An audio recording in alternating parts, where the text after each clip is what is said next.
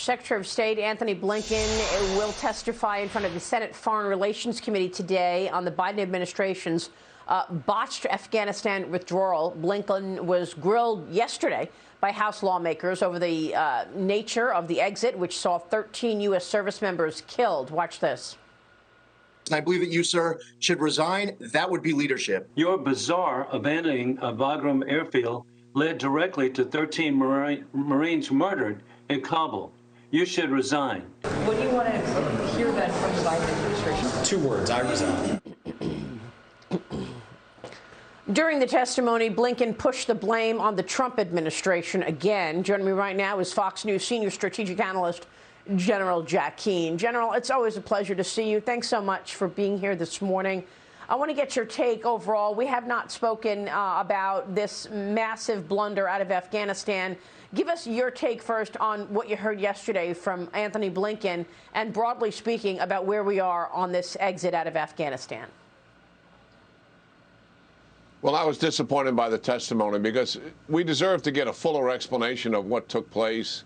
I mean, still describing this retreat from Afghanistan as a heroic success just, doesn't square with what the American people in the world saw take place on the ground. I mean, clearly this was a debacle, and we need an explanation as to why this happened. What was the thought process going on? And they're not sharing that with us. And then actually to try to deflect it and blame the Trump administration for setting the path for this. I criticized the fact that we were making a deal with the Taliban during the Trump administration. That deal clearly favored the Taliban. I thought it was a surrender deal, documented that. But this issue in Afghanistan is all President Biden's issue. It is not President Trump's issue at all. They had all the choices to make. They didn't have to establish 31 August as a date certain.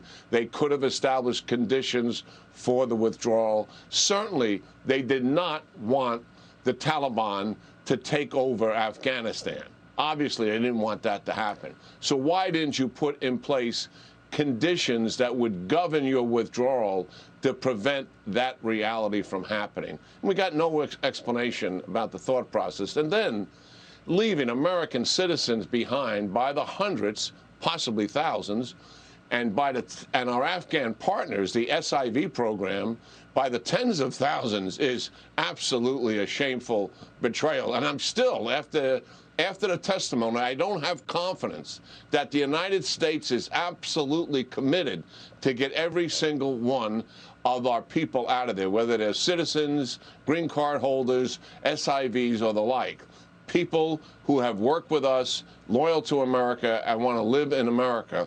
I'm not convinced we have a real good plan to do that. I know they initially stiffed the veterans groups and looked at them as a nuisance.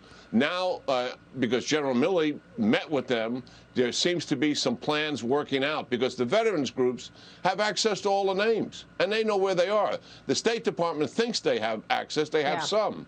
But if you add what the veterans groups have, you're going to get a complete picture. And hopefully they're going to put something together here that makes some sense. We still don't have signs of a cohesive plan. Yeah, and we still don't know the exact number of Americans that are still stranded there even today.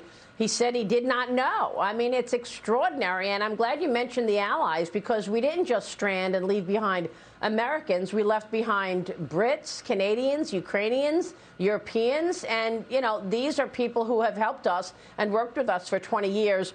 But, General, to me, one of the most important missteps here, and which will have so many consequences, is leaving Bagram. And, Bagram Air Base, given its incredible strategic location, given its fortification, it was so fortified with technology and sensors, and the distance that it is to China and the nuclear facility that China is expanding its nuclear operations, the distance to the Xinjiang province, which is, I'm told, just a couple hundred miles away, where they have the Uyghurs enslaved. Now we learn that China is using this botched mess as a warning to Taiwan, and perhaps wanting to acquire Bagram Air Base. So I was talking with some congressmen this weekend who said they're talking right now about doing a status of forces agreement to move into Bagram.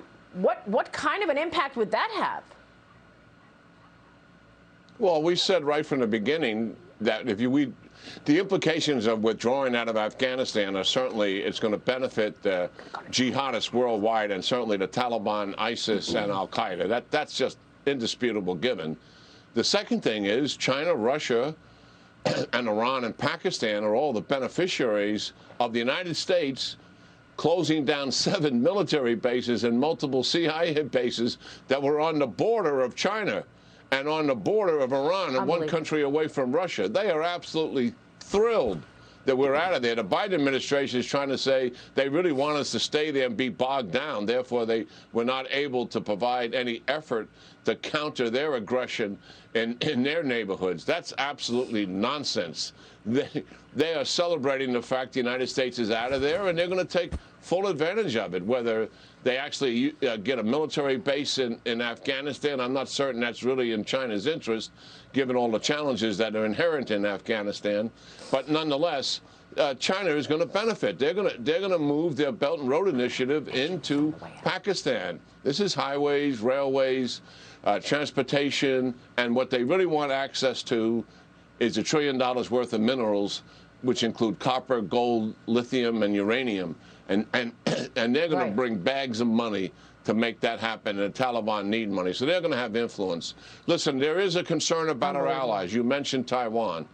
And our allies out there, certainly, having watched the United States walk away and turn a country over to a terrorist organization, and the way we did it has given all of our allies concern. We have got to go out there. This administration has got to reach out to our allies, Taiwan and others in the Pacific, also in the Middle East and in Europe, and shore this up and make certain. It's going to take time. Words won't do this by themselves, but it's a start, and it's the start of the process. We lost a lot in terms of our worldwide reputation as a global leader, certainly by this debacle that's taken place. And it's shaken some of our allies, and it's understandable that it has. Yeah, and we've already seen, the mouthpieces of the CCP, like the Global Times and Xinhua News, their Chinese state media claiming that the U.S. would not hesitate to abandon Taiwan if needed. They called the U.S. a, quote, paper tiger, General. So, I mean, look, do you expect that Beijing is going to use this opportunity of weakness at the leadership of America to invade Taiwan? I don't think so, because I don't think they had near-term plans to do that. And the Chinese are very methodical and very deliberate. But it certainly has increased the incentive. And that's what we don't want. After all, what are we trying to do? We're trying to deter. Trying to deter China's aggression and malign behavior. We're not looking for a war. We want to prevent one. And this incentivizes them.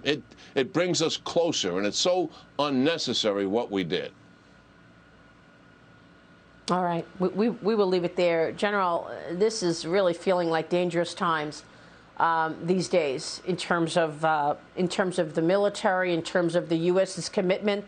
And certainly we're talking about a budget that doesn't increase defense spending, even as our allies like China continue to rise. We will continue the conversation and see you soon, General. Thanks so much.